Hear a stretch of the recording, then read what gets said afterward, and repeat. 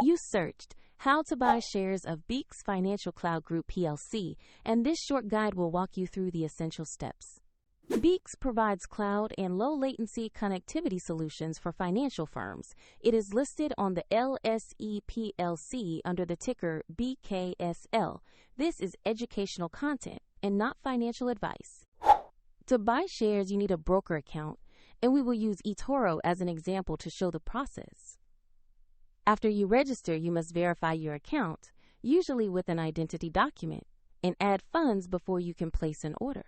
Use the platform's search box and type the ticker BKS.L to locate the correct listing.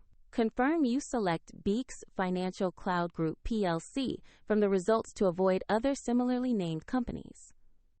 On the asset page, review the company overview and the price chart to confirm this is the right stock. Make sure the listing shows LSE or BKS.L so you are looking at the London listing. Click Invest or Buy. Enter the cash amount you want to allocate, review the order details carefully, and then confirm the trade. If the market is closed, the order will be queued until it opens. And if your balance is insufficient, the platform will prompt you to add funds before completing the purchase. After execution, your new position will appear in your portfolio where you can monitor it.